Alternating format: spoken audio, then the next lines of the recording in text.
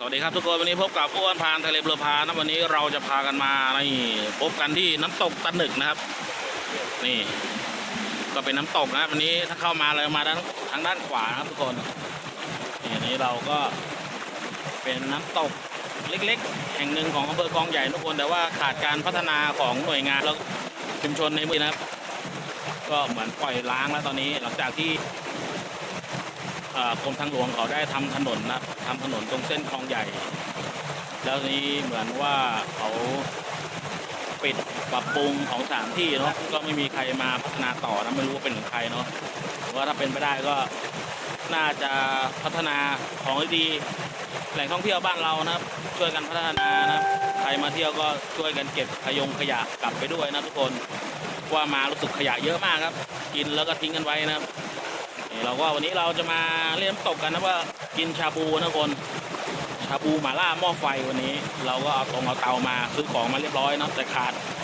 เตาวันนี้ลืมเตาต้องได้กลับไปเอาเตาอีกเที่ยวนึงครับเดี๋ยวเรามาดูกันวันนี้ช่างสรรจะรังสรรค์อะไรให้เรากินเจอกันนี่ครับบรรยากาศเป็นน้ำตกนะตัวมาคนเดียวไหมน่ะมาคนเดียววะนี่ครับน้ำตกภายในอันนี้มันเข้าไปได้ลึกไหมเสียดายไม่ได้เอาโดรนมาเอาโดรนบินเข้าไปเพราะเดินไม่ไหวนี่ครับนี่น้ำก็น้ำเย็นมากนะทุกคนนะนี่น้ำตกครับนี่เดี๋ยวเรามาชมบรรยากาศน้ำตกกันแล้วกันว่าฟังเสียงคลื่นเสียงน้ำตกนะครับสำหรับวันนี้วันหยุดพักผ่อนนะครับอะไรไม่เถอะเรากินเหล้านี่เมนูเราวันนี้นะทุกคนวันนี้เราจะกินชาบูนี่ไหนดูนี่ก่อนนี่ชาบูนี่นะครับทุกคนนี่ชาบูรสหม่าล่านะอันนู้นเต้าหู้ไปใส่นี่ครับชาบูรสหม่าล่านะครับเป็นน้ำชาบูนะครับเดี๋ยวเราจะมาแคมปิ้งกันตรงน้ำตกนะครับแต่ว่าขยะเดี๋ยวเราจะเก็บใส่กล่องนี่ครับนี่คือกล่องไว้ใส่ของแล้วใส่พวกขยะเรานะครับทุกคนใครที่มาเที่ยวก็อย่าลืมเก็บขยะกลับบ้านด้วยนะครับคุณเอามาคุณก็ต้องเอาออกไปนะครับคนหลังมาเที่ยวเขาจะได้ว่าน่าเที่ยวหน่อยน้ำตกคลองใหญ่บ้านเราหลังจากที่ไม่มีเกือบหามแตกนี่ครับนี่เราก็ต้มหม่าล่าชาบูกันมันก็มีนี่ครับเส้นนุ่มกับอันนี้เป็นเต้าหู้นะทุกคนเต้าหู้นะครับนี่ก็จะเป็นเส้นนุ่มครับที่เราสั่งมานี่ครับแล้วพวกหมูพวกอะไรเราก็สั่งนี่โลตัสมาครับลดราคาเท่านั้นที่เราซื้อ59 บาทแล้วก็มีเต้าหู้เลยนะทุกคนยังไงเดี๋ยวเรามาดูกันว่าจะเป็นยังไงวันนี้ของเรากับบรรยากาศนะครับน้ำป่าคงไม่ไหลมานะอาจารย์น้ำป่าคงไม่ไหลมาข้างหลังนะเล่นน้ำกันเพลินนะนี่ครับแล้วฝนตกนะครับนี่บรรยากาศน้ำตกนะครับน้ำตกเล็กๆนะครับของคลองใหญ่บ้านเราเดี๋ยวก็ลองใครผ่านไปผ่านมาก็ลองมาเที่ยวดูนะครับกระลกหน่อยอนาคตไม่รู้ว่าทางพื้นที่ที่เขารับผิดชอบเขาจะดูแลสถานที่แห่งนี้หรือเปล่านะเดี๋ยวเราไม่ได้น้ำกันดีกว่ามาล่านะซองมาล่านะครับไปไหนนะครับนี่นะครับซองนี้นะครับเราก็ใส่ไปแล้วนะทุกคนดูเจ้มจ้นมากนี่อันนี้ซ่อมตึกไว้คนได้เนี่ยนี่ครับกลิ่นหอมอ่ะยังเลยพี่ไม่จุดไฟเลยจุดแล้วนี่ซ่อมสันเอาไว้นี่ได้คนก็เปิดจะชอพลาสติกบาร์ดังโอ้ดำเราพี่จะใส่นี่ไงนี่พี่จ๋าใหญ่นี่เส้นนุ่มครับเส้นนุ่มโอเคโอ้โหนี่มอเลย